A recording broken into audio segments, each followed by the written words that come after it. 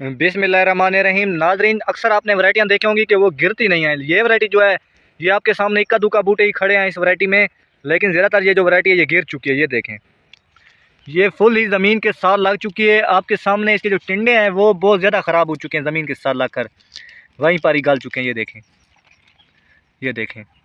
तो असल नाजरीन, वजह क्या है कि ये वैरायटी क्यों गिरी और इस पर क्या कारण बना, तो आपके सामने नाजरीन ये जो वैरायटी है नाजरीन, ये SS32 वैरायटी है और ये पाकिस्तान की बहुत ही अच्छी वैरायटी है, टॉप 3 वैरायटी है नाजरीन। इस पर टिन्नों की तादाद बहुत ज़्यादा थी, यानी कि इसका पौधे से पौधे का फासला बहुत ज़्यादा साथ ही साथ था, जिस वजह से ये वैरायटी गिर गई।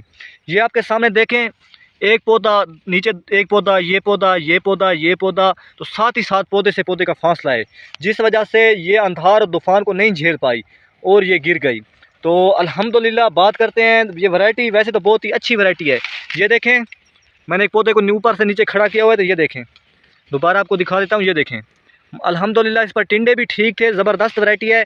इसके पत्ते भी माशाल्लाह बहुत छोटे छोटे पत्ते हैं, लेकिन इसका ये एक फ़ायदा है, छोटे पत्ते होने की वजह से इस पर सफ़ेद मक्खी का अटैक बहुत कम हुआ है।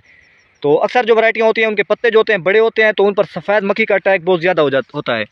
इसके छोटे पत्ते होने की वजह से इस पर सफ़ेद मक्खी का अटैक बहुत कम हुआ।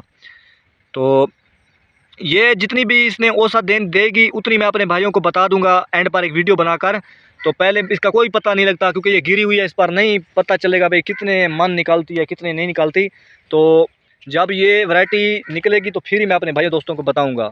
तो आपके सामने ये सारी वैरायटी गिरी हुई है, इक्का दुक्का बूटे खड़े हुए हैं। ये आपको मैं कैमरा घुमाकर दिखा देता हूँ। ये आप देखें, सारी वैरायटी गिरी हुई है। तो मिलते हैं अगली वीडियो में, तब तक दीजिए इजाज़त, शुक्रिया।